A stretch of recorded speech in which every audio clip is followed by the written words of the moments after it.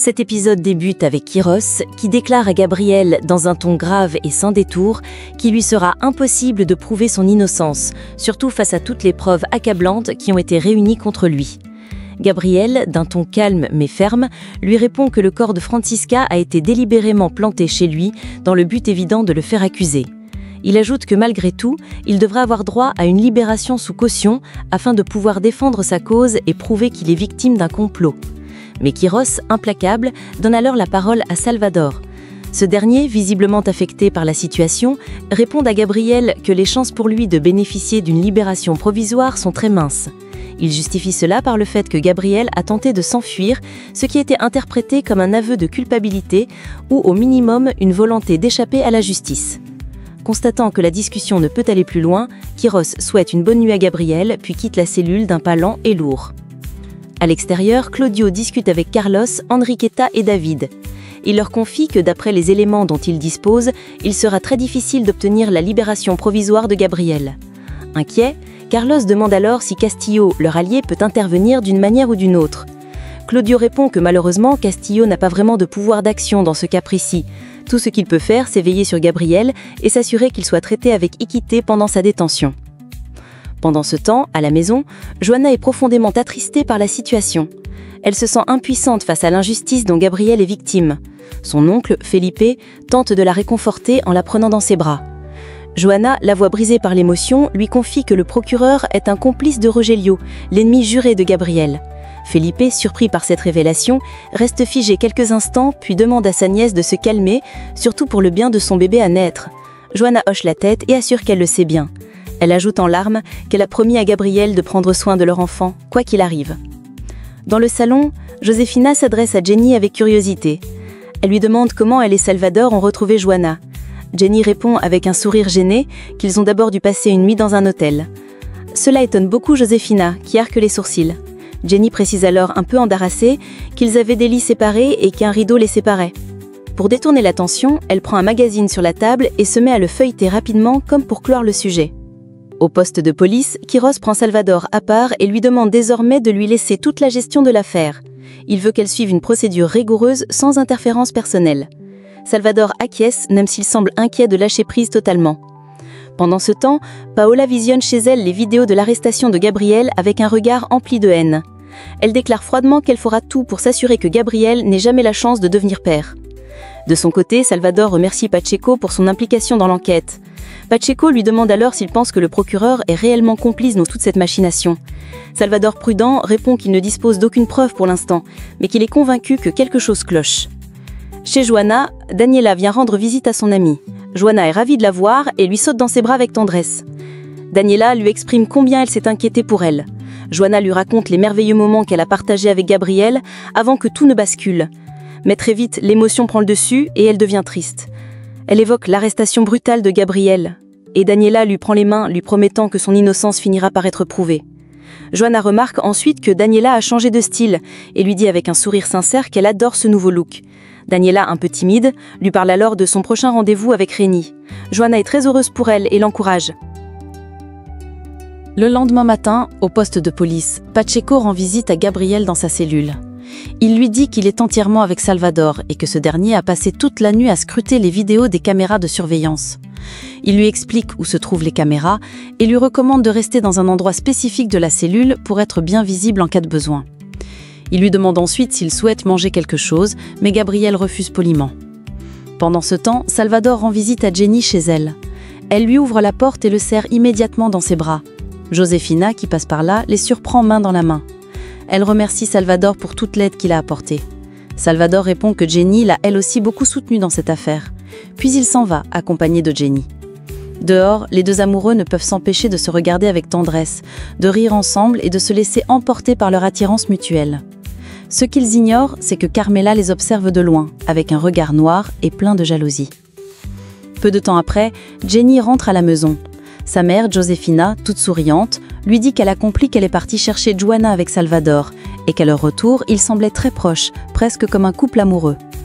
Jenny ne cache plus ses sentiments et avoue que Salvador est l'amour de sa vie, avant de monter dans sa chambre, le cœur en ébullition. De leur côté, Carmela et son amie vont directement rapporter la scène à Yadira. Elle lui raconte qu'elles ont vu Jenny embrasser Salvador en public. Yadira, folle de rage, décide aussitôt d'aller régler ses comptes avec Jenny. En parallèle, Juana raconte à Jenny les moments inoubliables qu'elle a vécus avec Gabriel. Mais ses yeux se remplissent rapidement de larmes quand elle pense à l'injustice de son arrestation. Daniela l'écoute avec compassion et lui renouvelle son soutien inconditionnel. De retour au poste, Salvador s'inquiète auprès de Pacheco de la sécurité de Gabriel. Ce dernier lui confirme qu'il va bien, mais dit qu'il craint un empoisonnement.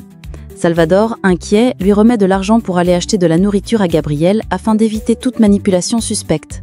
C'est alors que Paola arrive au poste pour rendre visite à Gabriel. Salvador s'oppose fermement à cette visite. Paola, agacée, sort son téléphone et menace d'en référer au procureur si on lui refuse l'accès. Pendant ce temps, dans son bureau, Camila est triste et pensive. Manuel vient la voir et lui demande si elle a pu rencontrer son père. Camila lui répond que oui, mais que Rogelio ne l'a pas reconnue ni soutenue. Elle ajoute qu'elle restera dépendante de lui toute sa vie si Gabriel ne la protège pas. Au marché, Raymond retrouve Memo pour parler de la soirée qu'il a passée avec Josefina. Memo lui dit que cette soirée l'a rendu heureux, car il voit enfin Josefina en paix avec sa famille. Il précise toutefois qu'il ne s'est rien passé entre ce soir-là, respectant ainsi les sentiments de chacun. De retour à la maison, Jenny, pleine de bonheur, arrose les plantes en pensant à Salvador. Yadira arrive à ce moment précis, furieuse. Elle l'agresse verbalement, l'accusant d'avoir osé embrasser Salvador en public. Jenny, choquée, lui répond que Salvador lui a assuré qu'il n'y avait plus rien entre eux. Mais Yadira, avec un sourire mauvais, sort son téléphone et envoie une vidéo à Jenny. Celle-ci découvre alors horrifiée une séquence où l'on voit Salvador et Yadira dans le même lit. Effondrée, elle demande à Yadira de partir, les larmes aux yeux. Yadira ne cesse de la narguer. Jenny finit par l'attraper violemment par les cheveux et lui jette de l'eau dessus pour la chasser de chez elle. Josefina, alertée par le bruit, accourt pour demander ce qu'il se passe. Jenny, incapable de parler, traverse en silence, le cœur brisé et les yeux pleins de larmes. Plus tard, à la maison, Josefina raconte à Juana avec émotion comment Jenny a violemment chassé Yadira en l'aspergeant d'eau à l'aide d'un tuyau, furieuse en découvrant sa trahison avec Salvador. Les deux femmes échangent un regard complice, mêlé de soulagement et d'espoir. Elles sont toutes les deux heureuses, malgré les circonstances, que Jenny ait enfin connu l'amour, même si cet amour semble aujourd'hui la faire souffrir terriblement. Pendant ce temps, Jenny, en proie à une grande détresse émotionnelle, confie à son père qu'elle a le cœur grisé. Son père, bien affaibli, tente de la réconforter du mieux qu'il peut, mais sa toux persistante ne cesse de l'interrompre. Sa santé déclinante l'empêche d'être pleinement présent, mais son regard plein de tendresse trahit son désir profond de la consoler. Au poste de police, Salvador amène Paola pour une confrontation avec Gabriel. Paola, fidèle à elle-même, affiche un mépris arrogant. Gabriel lui lance au visage qu'elle est un monstre. Elle, avec un sourire moqueur, rétorque qu'elle est la femme la plus désirée du pays et que lui, Gabriel, est un idiot d'avoir changé une femme comme elle pour une pauvresse issue des quartiers populaires comme Juana. Elle joue la carte du charme en feignant le regret, lui proposant même une réconciliation mutuelle. Paola tombe dans le piège tendu par Gabriel et s'approche doucement de lui demandant d'un ton mielleux s'il est vraiment prêt à oublier Juana. Mais il la saisit brutalement par les cheveux et, le regard noir, jure de lui faire du mal si jamais elle touche à Juana ou à son fils. Prise de panique, Paola appelle à l'aide. Gabriel reprend calmement sa place et affirme que Paola n'est qu'une folle souffrant d'hallucinations, laissant les policiers perplexes face à la scène.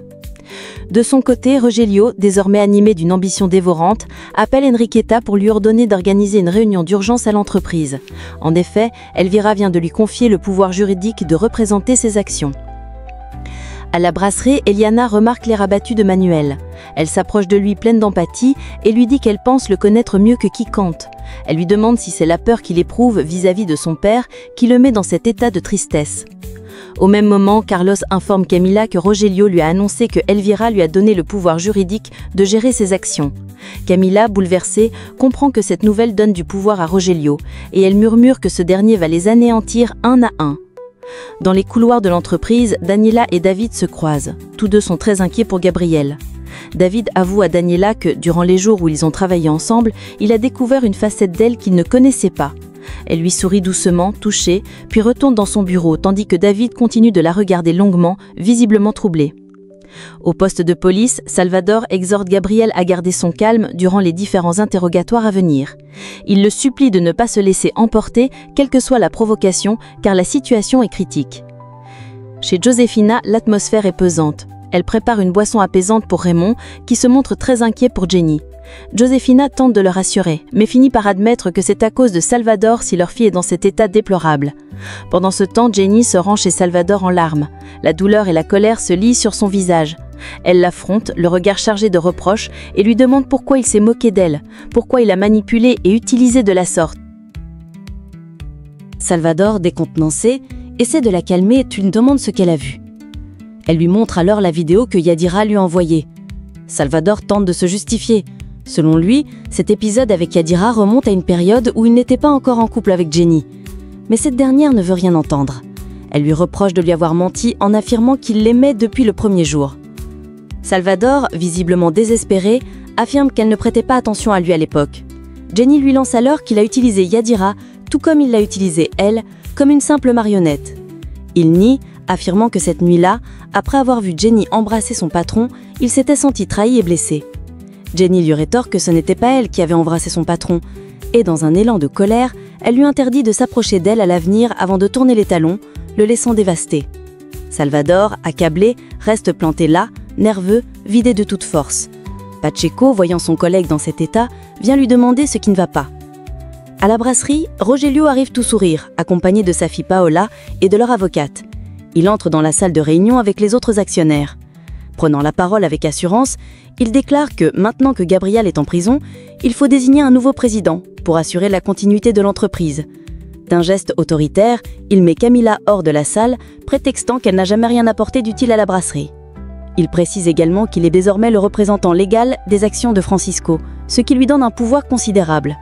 Paola, complice, affiche un sourire de satisfaction. Inès et Daniela, restées à l'extérieur, s'interrogent avec inquiétude sur ce qui se trame à l'intérieur. Pendant ce temps, au poste de police, Gabriel fait face à l'interrogatoire du procureur Quiros en présence de son avocat. Quiros lui rappelle froidement les charges qui pèsent contre lui. Gabriel clame son innocence, mais le procureur insiste, l'acculant de questions. Gabriel commence à perdre son sang-froid, mais son avocat l'invite au calme. La situation dégénère lorsque Quiros fait une remarque particulièrement blessante, insinuant que le bébé à naître de Gabriel subira toute la honte d'avoir un père comme lui. Hors de lui, Gabriel se lève brusquement et attrape Quiros par le col de sa veste, le regard chargé de rage. De retour à la brasserie, Rogelio prend la parole avec assurance, affirmant qu'il est désormais le plus grand actionnaire après Gabriel. Il se présente alors officiellement à la présidence de la brasserie. Carlos lui rappelle que cette présidence n'est qu'intérimaire, mais Paola, bien décidée à soutenir son père, appuie sa candidature. Deux autres actionnaires fidèles à Rogelio votent également en sa faveur. Carlos, Enriqueta et David, impuissants, commencent à ressentir un profond malaise. L'avenir de la brasserie semble désormais entre les mains d'un homme aux intentions plus que douteuses.